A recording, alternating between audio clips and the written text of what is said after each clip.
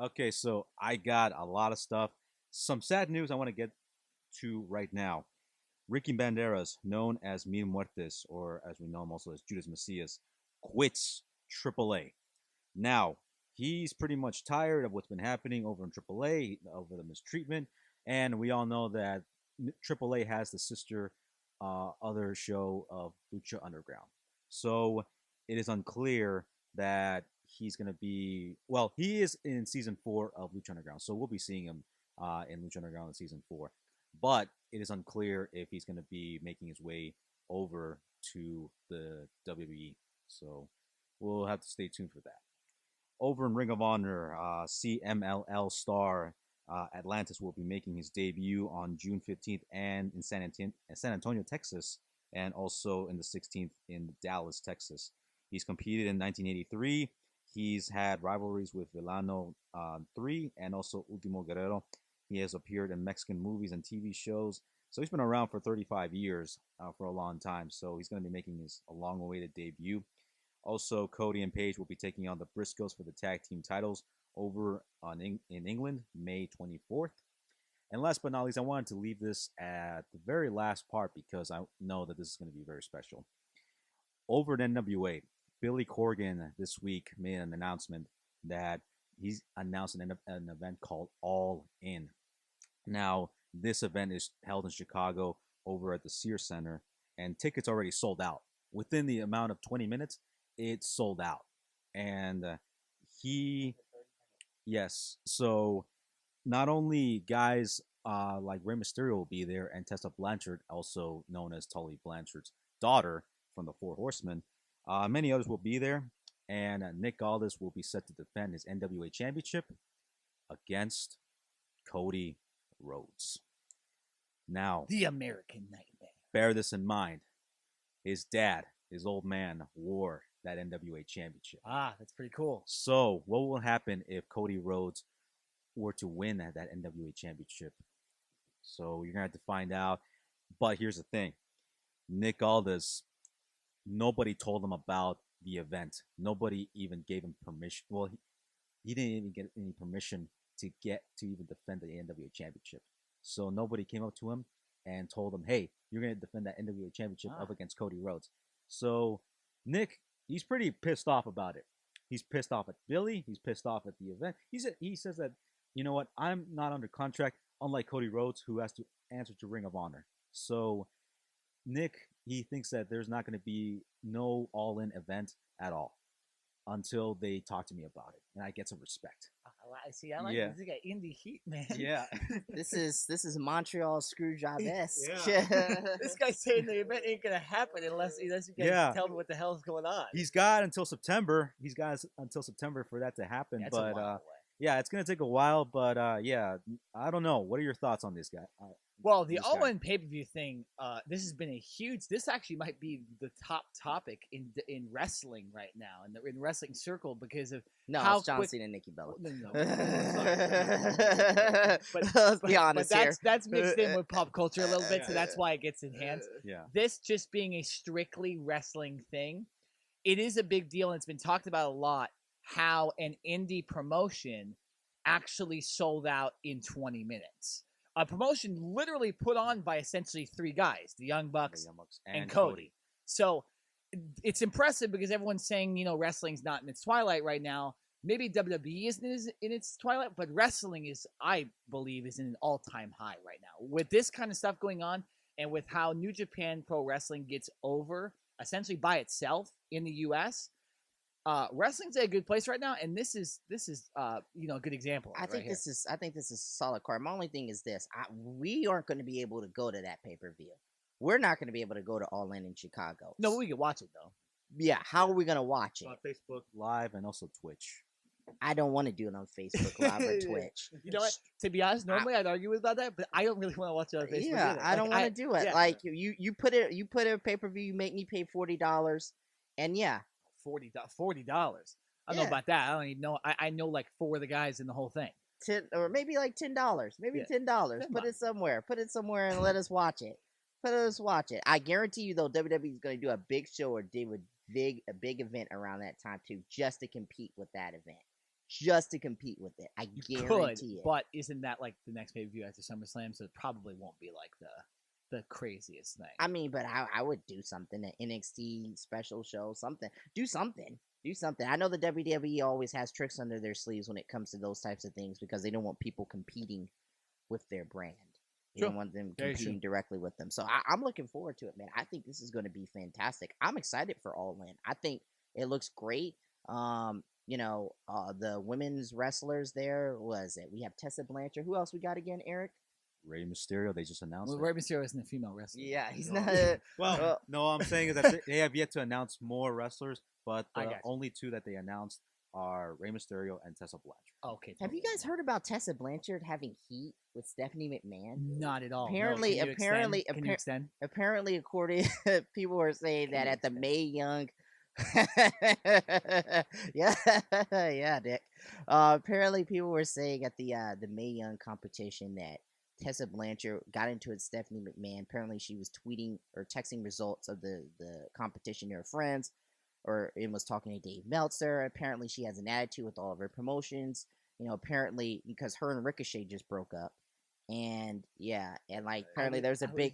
I'm so glad you said that because I was just about to say she's going out with Ricochet. Yeah, they had a big... yeah. Nah. But yeah, Ricochet is out here ricocheting some other women. But wow. But look, at the end of the day, Tessa Blanchard, she's a good wrestler. She's got a great look, and she has an amazing body. Like that woman's body is freaking phenomenal. Last minute for you has been fantastic. Yeah. I'll just tell you that. Yeah. Shout out to Tully Blanchard. Oh my God! Shout out to Shout out to Tully. Tully Blanchard for putting his seed in another woman and creating that. Yeah, Tessa is a beautiful looking woman. 4 horsemen and for she life. can work. She can work. She can work in the ring too. I think she's gonna go work in the WWE eventually. She's gonna eventually come over to WWE. Everybody has to, right? Everybody's got it. I mean, yeah, WWE's got to steal all the indie talent, right? Is that fair? Who literally hasn't been? The Young Bucks. That's the only ones. Oh, and Young Bucks, Kenny Omega. Omega And that's pretty much it. Yeah, that's it. But you know eventually they're going to be there. But you know what I like? If you're unhappy with your situation, just like anything in life, if you're unhappy with your situation, you don't have to stay there. You have options. Cody Rhodes was just like, or Cody, he was just like, look, dude, I'm unhappy here. I'm unhappy with this character y'all giving me. I'm going to leave. They're like, okay, we're going to take your name away, though, from your last name, so you won't be anything of value. He was like, okay, I'm going to make something up for myself.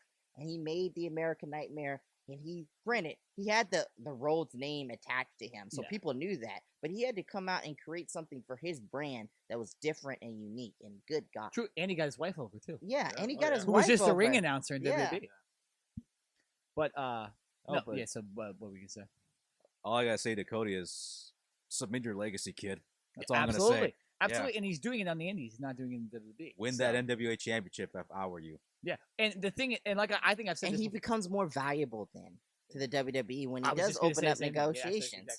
Like he's like, oh, you're gonna pay me this money now, and speaking of you gonna pay me this money, I know we're jumping kind of around, but we've kind of talked about this. We're okay with doing this now. Daniel Bryan, in September, his contract is up. He hasn't signed a new contract, y'all. He hasn't signed a new contract. He will, though. I don't think this is. He will. Like now that he's clear to compete, I know he still has a lot to. He still has a lot of wrestlers he wants to go through. He talked about this on the Chris Jericho podcast, and he said that he still wants to have that match with Brock Lesnar. There's a matchup that I'm looking forward to, and the guy just debuted, Andre Cien Almas versus Daniel Bryan. I don't know why, but that matchup for me in particular is something I'm very interested in seeing in the near future. By the way, just speaking on Daniel Bryan, not his contract, but I do love the fact that he's not in the Money in the Bank ladder match. Because I think you've been talking about this building a guy up slowly. I think this is perfect for him because he's over. So the crowd doesn't need we don't need to see any more of Daniel Bryan than we're already seeing to still enjoy him and to still like him.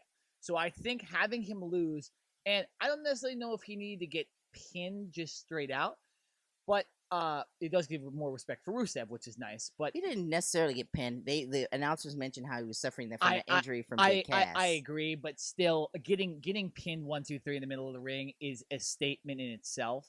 And it helps Rusev, who I love that's in the Money in the Bank ladder match. I just like that Daniel Bryan is getting built up a little slower, which I think is another reason why I ended up just signing this contract, because I think he knows they're building something big for him later on, whether it be a WrestleMania match or whatever, maybe this match, or a title match, a title match or a match with Brock Lesnar, which I would be okay with both.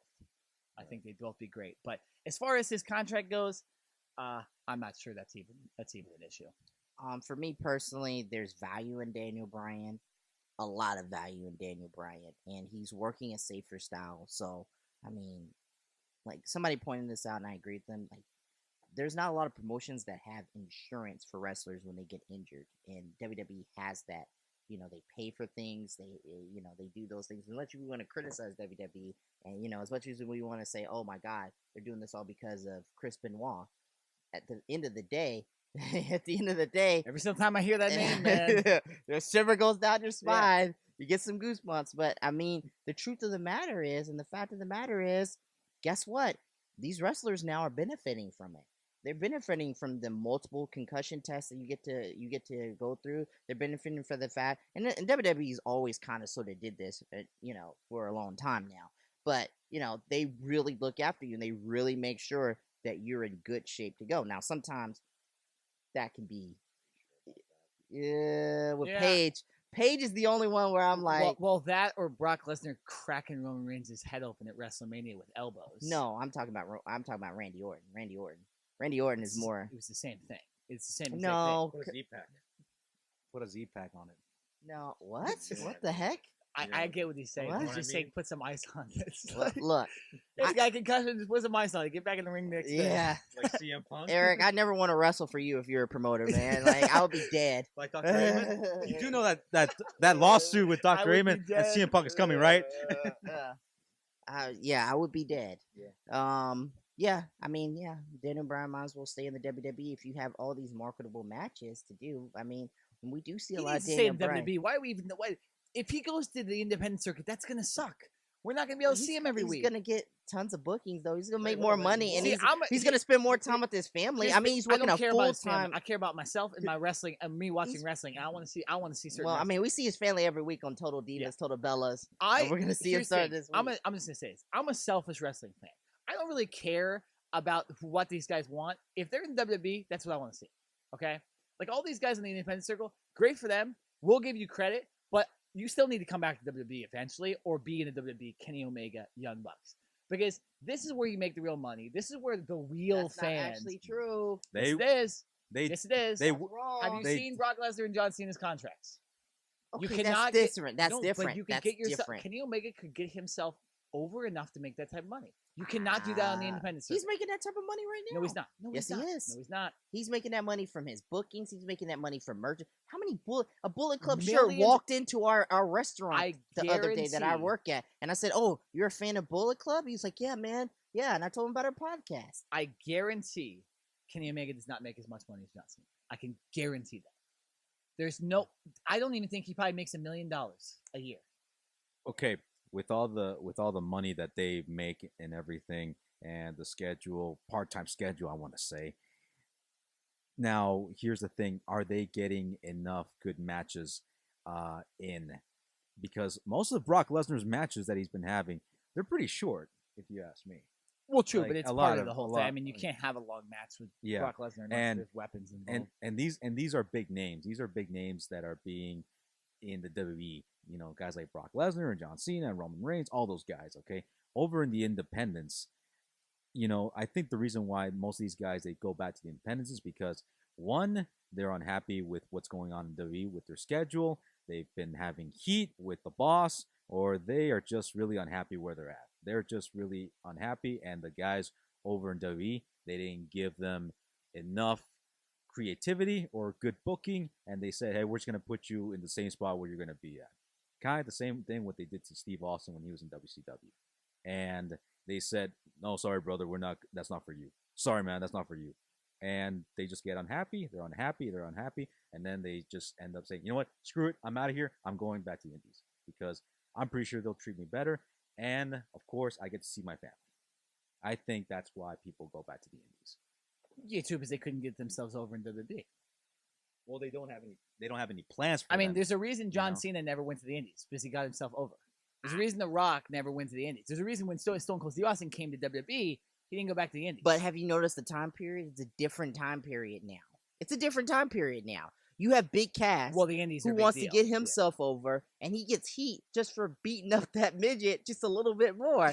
Yeah, that just which I thought it was funny. I mean, but at the end of the day, this is a strictly political format that the WWE is running now. They want everything under their control. So if you get over on your own, they kind of look down upon that. Look at Rusev. Like Rusev had months of just getting destroyed in his booking, but yet he was getting over on his own. He got over on his own through social media. And we could go back to Zack Ryder.